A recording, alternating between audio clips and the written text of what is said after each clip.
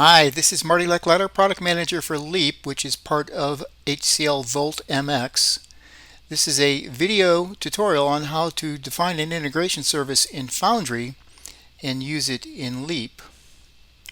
This video accompanies a step-by-step tutorial. In it, we're going to create a Salesforce integration service which fetches a list of accounts, and we're going to populate a drop-down in Leap with it. It requires that you have access to both Leap and Foundry, which you can get with the Volt MX trial, and a Salesforce developer account. Details on how to sign up for that you can find in the document. So let's go over to Foundry and create a new application. We'll give it a name, and you can use any name you want. And we'll select integration for integration service and configure a new service, and we'll give it a name. In this case, I'm going with Salesforce 2 since I've done this before. And we'll select the Salesforce service type, and I'm going to specify the login endpoint, and this allows you to put in your Salesforce credentials, which I've done, and I'm hiding them from you. And if you go ahead and save this, and if you've put in your credentials correctly, first we'll get rid of this pesky Google pop-up.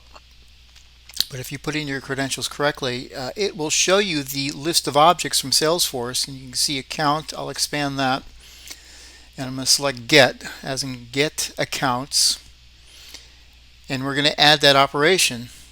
So we added a connection to Salesforce, and now we have the operation which gets accounts. And if I click into get accounts, what I want to do is set the security level to public, and then if I go over to advanced and then on front end API, I'm going to use the method of get. So this will make things simple on the Leap end. At this point, we can go ahead and save and fetch response.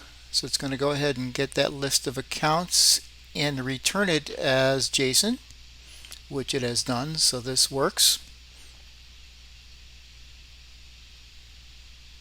So we close out of there, and now we can save it again if we want. And here, next what we'll do is go up to the Publish tab for this application. So this application has one service in it. We're going to publish this, so we have a runtime.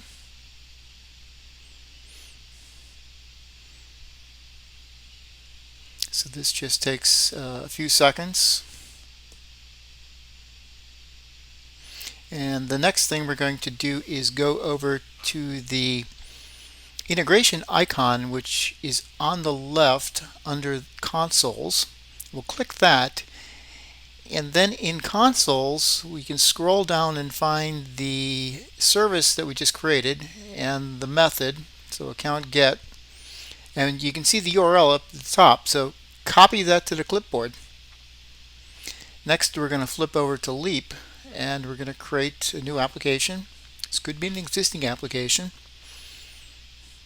And we're going to add a drop-down.